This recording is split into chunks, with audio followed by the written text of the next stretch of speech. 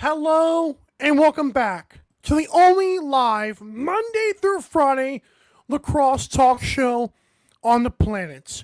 You're watching Daily Dive. It is Monday, December the 23rd, 2024. I am your host, Michael Carvelis, in Guyton, Georgia. Producer Joe is behind the scenes in Banditland, New York. We are live on 12-Ounce Sports via YouTube and X. Reminder, subscribe to the 12-Ounce Sports YouTube channel for other great shows and live sports.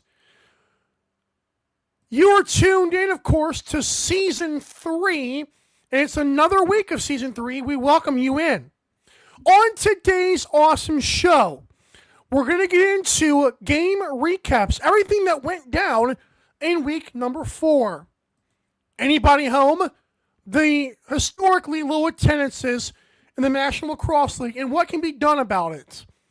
And of course, 3 stars for week number 4.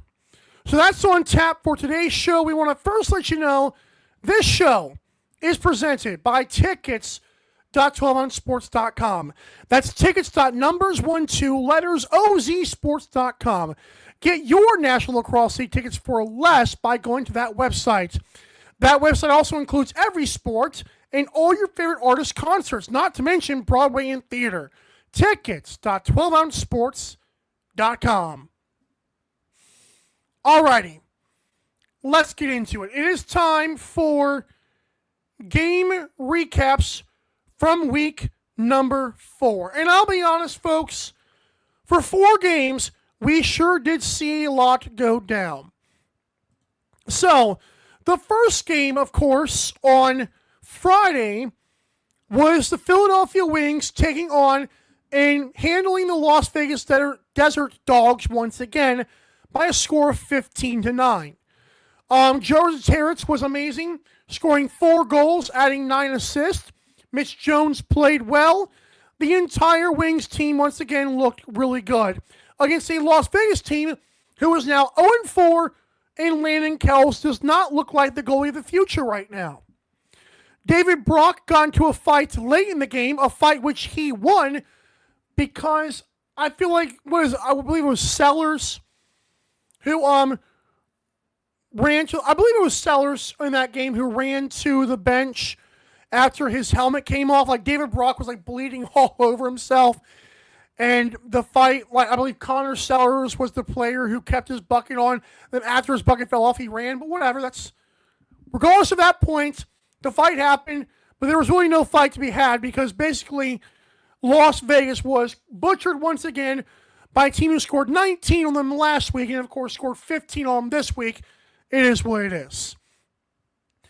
The Saskatchewan Rush defeated the Rochester Nighthawks 14-12. Zach Mans had 3 goals and 3 assists to back up his 6-goal performance from a week ago. Austin Shanks had 4 goals and 3 assists. Frank Giuliano made some amazing saves in this game. I do want to also mention Connor Fields, who had only 1 goal and 11 shots on goal, had 4 assists and 13 loose balls. I don't know what's wrong with Connor Fields. He does not look himself. But that, of course, is not an injury because he's picking up 13 loose balls, and the 1 goal he got was off a rebound of another shot. So he's not hurt, but something is amiss, and I believe he took 20 shots. Not a great look. Jake Naso tied a rush record held by Jeremy Thompson by winning 25 faceoffs for the Saskatchewan Rush. And this was key because Rochester made the game close late, but an empty netter helped the Rush cover the spread and win 14-12. Also from this game, I mentioned that the Nighthawks, by the way, I said on Twitter, there is a rule in the National Lacrosse League I do not like, and it's a rule that's frustrating for me because I watch basketball. I know how cool a buzzer beater looks. There was a play at the end of the first half where a player from the Nighthawks flings the ball full field to an empty net that could have gotten the Nighthawks on the board once again in a game they already led by 1 at halftime, by the way. So this was a close game early, and then it got away from the Nighthawks because in the third quarter, Saskatchewan took off. But there was a play where the ball was flung down the other side of the floor on an empty net, and it stung the goalpost. And it went flying up in the air, and it's like, wow. So that shot was taken with 0.9 seconds left. If the ball had actually gone in, the fans getting excited, it wouldn't have mattered. Because it was taken, when the shot, for some reason the NLL, even if you release the ball before the buzzer sounds, if it's in the air, it's literally traveling through time, and the buzzer sounds, no goal. Doesn't even matter if it reaches the goal. I think that rule needs to be changed, because if those fans would have gotten excited because the ball would have actually made it, it would have been for nothing. And I think that takes away from the game, and takes away from the fan experience, which, as you'll find out later on, was pretty bad this week once again. Next game is a game that we're going to have to get to, and it's not a fun one. Colorado Mammoth had a great time. 7 goals for Will Malcolm. I told you guys on Friday, when I was talking to Pat Gregoire, Halifax does not want to see Will Malcolm have a breakout game in Colorado, and he did so. 7 goals, 3 assists, 4 loose balls. Colorado controlled the game the entire night and won 19-14. There was not one, but 2 late altercations. One of them was on the field between, I forgot the players, I believe it was maybe Dawson Theed who was fighting with another player. I could be wrong about that. It was Halifax against Colorado. And then at the end of the game, there was an altercation that the league has been aware of, because there was reports by originally Dan Arestia, who was saying that there was something said to a Halifax player or players, and some altercation broke out. It was serious enough that the league released this statement that said the National Lacrosse League is aware of an alleged incident between a player and spectator or spectators following the Halifax to Colorado game on December 21st. The league will provide an update after it has completed its investigation.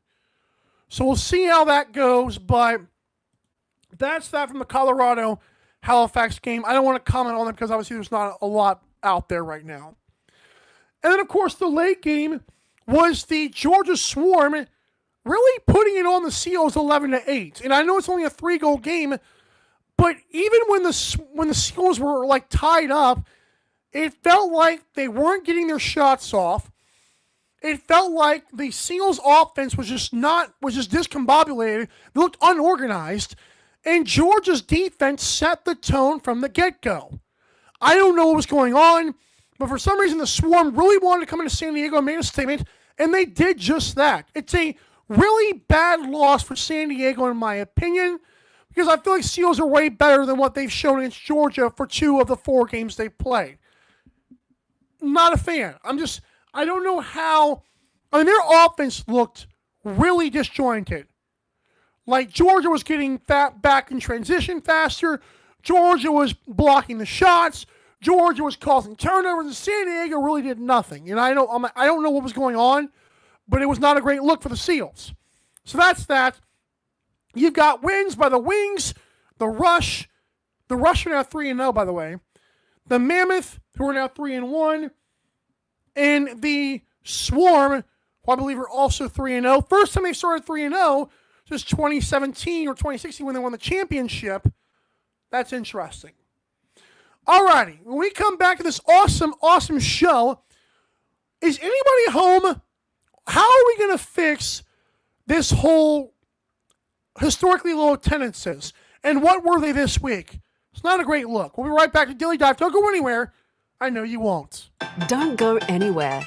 Daily Dive will be right back.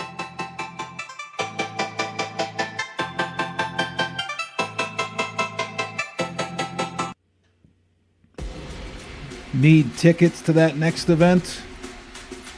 Well, at 12 Ounce Sports, we've got them with soccer anywhere in the world. Tickets to any venue, any sport.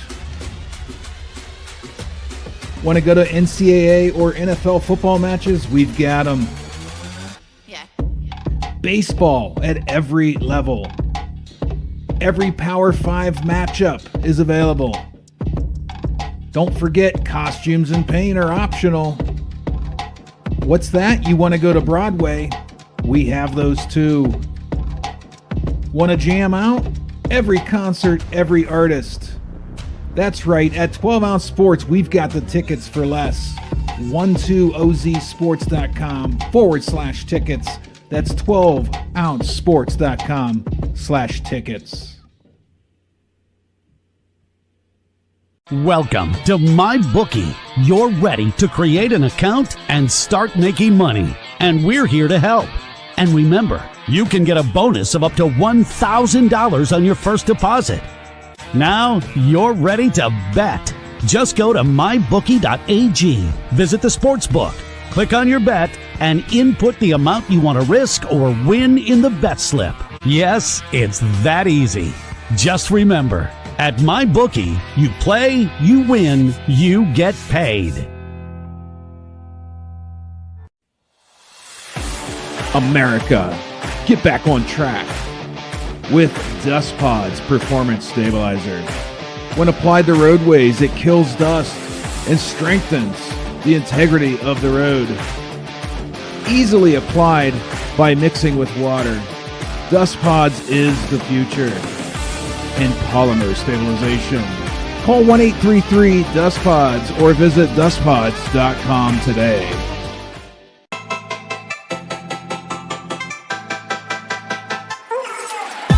Daily Dive is back in 5, 4, 3, 2, 1. Hey guys, guess what?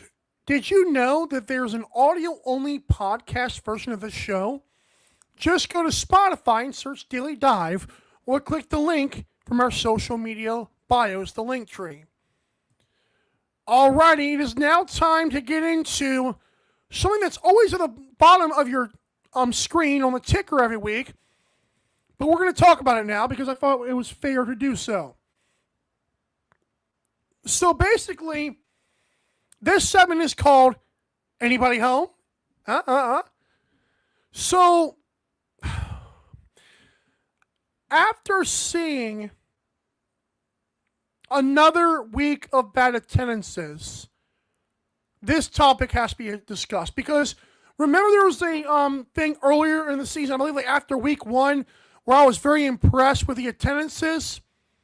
Last couple to a few weeks have not been great, and that's an issue for me.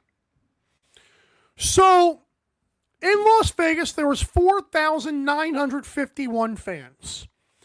That is about 100 less than they had at the inaugural game in Lee's Family Forum, so I'm not going to harp on the Las Vegas Desert, I always screw that up, Las Vegas Desert Dogs right now.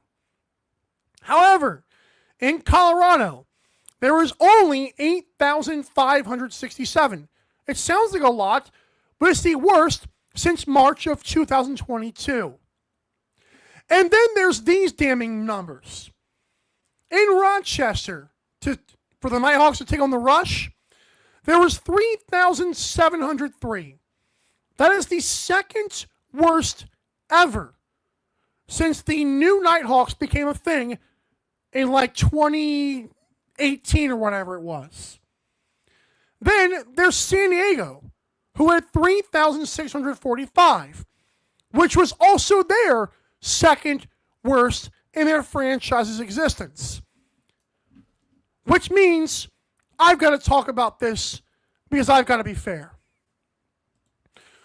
So there has been speculation, just, fans trying to figure this out as much as I have been trying to, of what are we going to do to fix it? What can Brett Fruit do?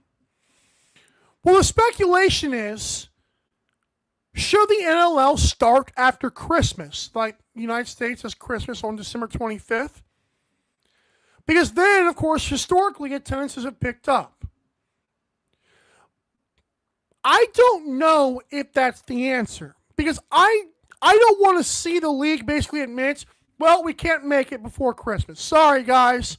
I know you like December games, but But the fans that don't show up, you're forcing us to move it afterwards. I just don't know if that's the move. I understand from a financial point of view, which is what Brett Fruit obviously has to worry about, that could be an issue. And sure, it could be. But to me, I don't think that is the answer. Because as we saw in week 1, it was fantastic. Fans were ready.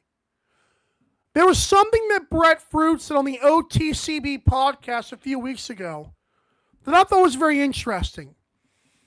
He was not happy about Panther City folding, of course, as he shouldn't be. But he told Teddy and Pat something, I don't have the direct quote, but he told him something along the lines of one of their goals right now, one of the league's goals, is going to the fans, like to the teams that are struggling, and figuring out where they're good at, where they're not good at, where the league can help them out. And I think that is the key here.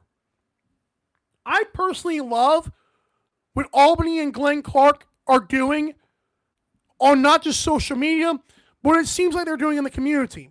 Same with Las Vegas. Colorado and Buffalo don't have an issue.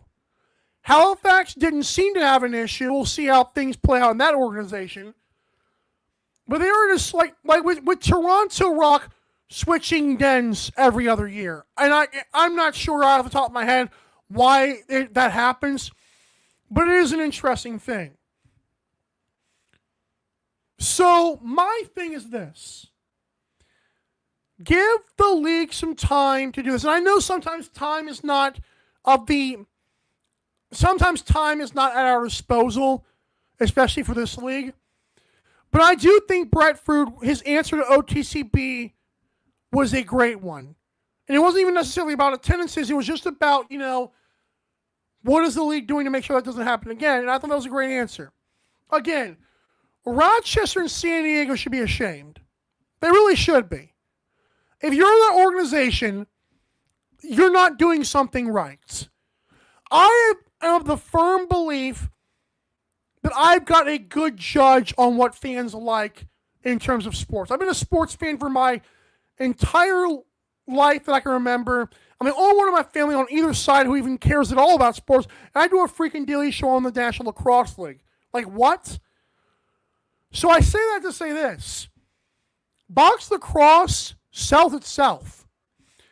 From the minutes I watched, I knew what lacrosse was, but from the minute I watched the National Lacrosse League on ESPN Plus, I was, oh, this thing's great. Well, why is this not a thing? I went to the one Georgia Swarm game, and I would do it again if it wasn't 4 hours away and I didn't get a flat tire going home the first time I did it. So it's like the league sells itself, but are the teams selling their product well enough? Again, I think Albany's going to get better. I think Colorado and Buffalo are fine. That's 3 of them. I think Las Vegas will be fine, especially after their switch to Henderson, which is a smaller arena, which means less rent, which means fans want to actually go to the game instead of fighting through the strip crowd. You've got Halifax, which should be fine. I mean, and then you got the Rush, the Seals, the Nighthawks. You got teams out there just really missing the mark. And it's like, I know there's more that they can do. But sometimes selling $5 beers is just not the answer. You have to do more than setting your prices low. Like Michael Day said, what is the average ticket price? Maybe they want too much. I think Michael Day knows if you go to tickets.12onsports.com/category/NLL, you'll see even the Bandits prices, that game's almost sold out. It's still $70 for a banner night for the upper bowl. And that's like, well, $70 is a lot of money. Well, on banner night for the defending champions, they sell out $19,000 a game. Sure, that's great. There are games that are like $50 for a good seat. That's not a lot of money. Again, the product sells itself if you get butts in seats. But this dressing like a chair night has got to stop, man. And again, I know it's easier said than done, but I promise you, if you go out of your way and don't just look at the NLL as, oh, just another investment where hope goes away, like we hope takes off one day. There's things that these teams can do. And some of these decisions are even, and these thought processes are even above my pay grade. But I feel like the league can, not the league, but the teams can do more. And they know they can. Again, you see how great the product is. I promise you, those passionate fans are going to start growing and growing. And even on social media, I've seen the conversations grow. Could just be my algorithm, but you get it. But yeah, by the way, again, go to tickets.12ouncesports.com to get National Lacrosse League tickets for even less than what they're selling it for. And again, cheap concessions. I promise you're going to like this stuff. But who am I to tell anybody? The team's got to tell the people themselves. I can't keep yelling at a screen and yelling at a camera, hoping this stuff sticks. It ain't up to me, man. Alrighty. We're going to wrap it up next with 3 stars of the weekend. And I'm excited for this one. There were some good performances, but one of them only got a 3rd star, but I think it's probably my favorite of the weekend. We'll talk about it next. Don't go anywhere. Daily Dive's going to wrap up next. Don't go anywhere. Daily Dive will be right back.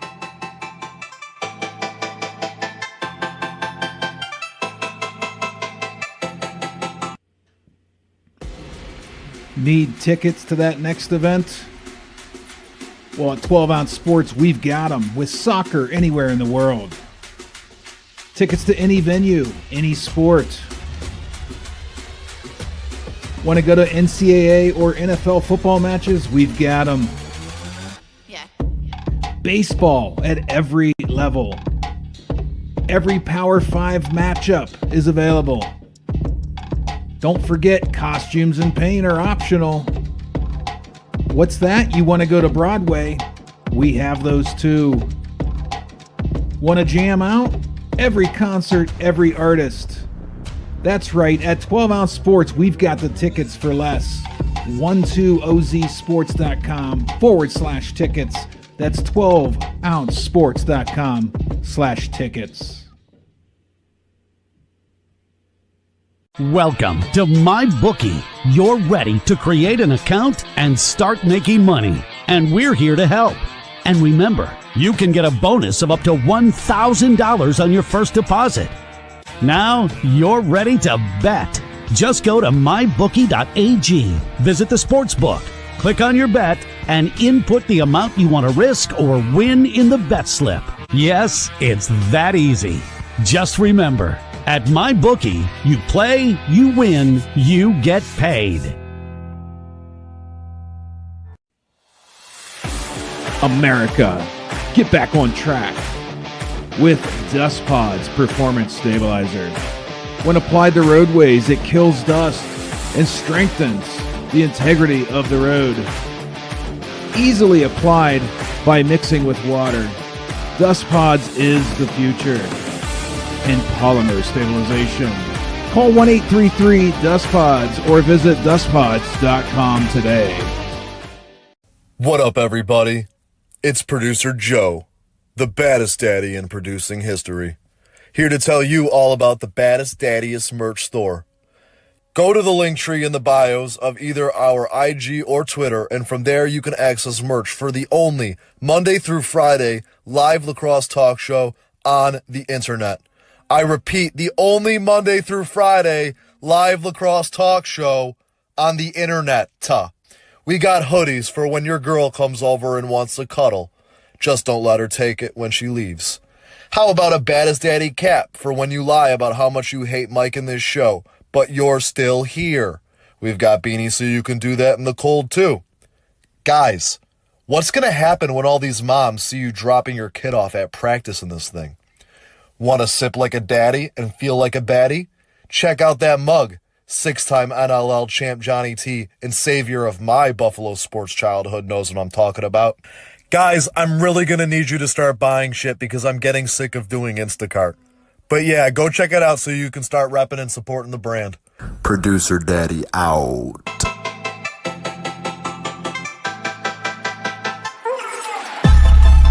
Daily Dive is back in 5, 4, 3, 2, 1. when today's show ends and you're buying your tickets for the next game, buy your tickets for less at tickets.12onsports.com. That's tickets.numbers12lettersoz sports.com. You will not regret seeing things live knowing you got your tickets for a great price. It is time for a Monday tradition here. 3 stars of the weekend begin. Oh, yeah. Jake Naso, friend of the show, 25 of 30 on faceoffs, tying a rush record, 16 loose balls, which means he won the faceoff and scooped it up on the other guy. This dude is awesome. I knew it when I broadcasted it in Montana. Jake Naso is really, really good. Oh, I love this guy. All right. Second star, Joe Resiteris, another friend of the program. 4 goals, 9 assists, 6 loose balls in a win against the Las Vegas Desert Dogs. And reigning Fresh Fits champion, by the way.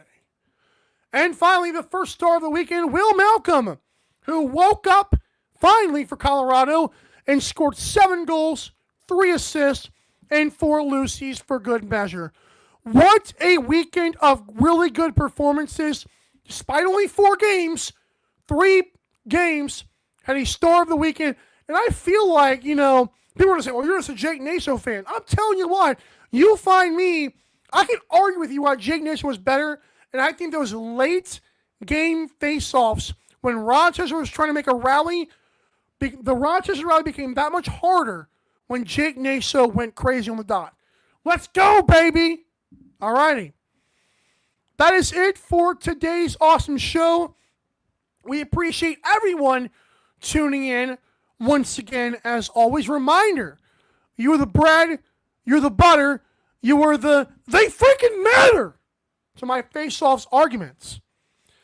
For everyone that comes on the show as a guest, like those before and those to come, thank you so much for sharing your audience with us, giving us validity and relevance. For Bigo on the social medias, and for the baddest daddy in producing history, producer Joe, I am your host, Mike, saying make sure to follow all of these on the social media. We'll see you tomorrow for Fresh Fits and more. Same time, same place, 12 On Sports. That's enough of me talking. This has been Daily Dive. Have a good one. Thanks for watching Daily Dive. See you next time.